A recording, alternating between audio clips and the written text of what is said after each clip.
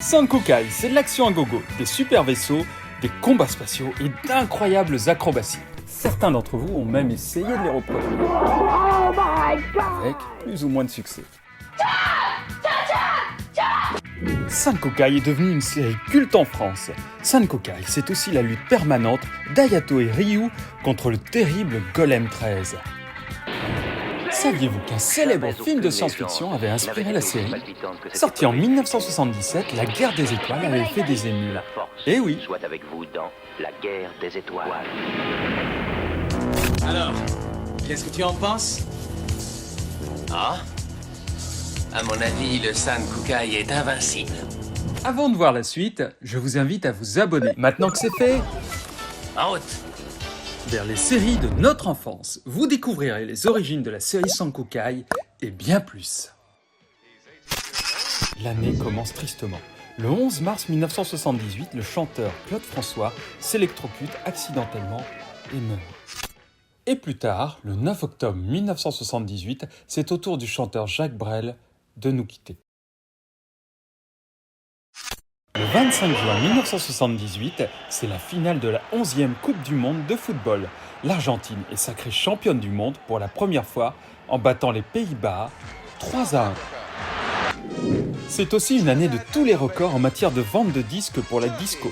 Le film, La fièvre du samedi soir, augmente les ventes et la fréquentation des discothèques qui ne désemplissent pas.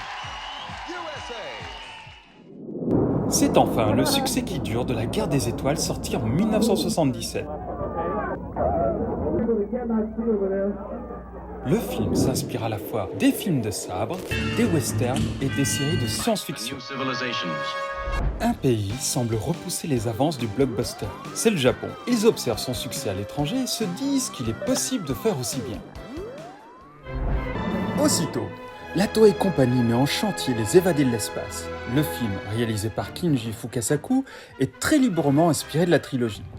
Il sort en 1978 dans les salles nippones, seulement 5 mois avant le premier Star Wars, et remporte un succès similaire à celui du film de George Lucas. En France, c'est en avril 1979, en même temps que celle du film Goldorak au cinéma.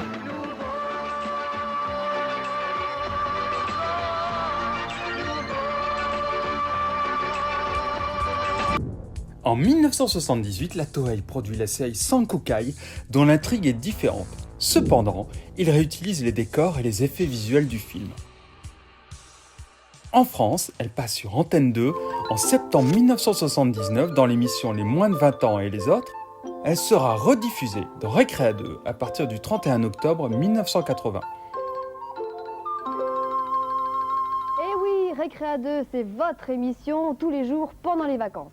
Les comparaisons avec La Guerre des Étoiles ne manquent pas, comme par exemple Hayato et Luke, ou encore son mentor et ami Ryu qui a des airs de Han Solo, Seaman, une sorte de croisement entre Chewbacca et la planète des singes, et enfin l'attachant robot Sidero, une sorte de R2D2 qui n'a pas sa langue dans la poche. À cela s'ajoute le vaisseau Sankokai qui ressemble au Faucon Millenium, ou encore l'arrivée du Cosmosaure qui fait penser au début de La Guerre des Étoiles.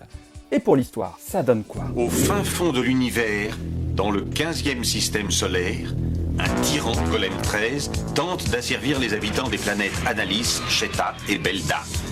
Hayato, Sidero, Seaman et Ryu sont les seuls à oser se dresser devant lui. La série marque toute une génération par son côté délirant et ses héros acrobates, sans oublier ses méchants au maquillage ahurissant et très coloré. La musique a été recomposée par le duo Didier Barbelivien et Eric Chardin, à qui l'on doit aussi les musiques d'Albator 78. Au Japon, c'est Shinsuke Kikuchi, le même compositeur que Goldorak ou encore Dragon Ball.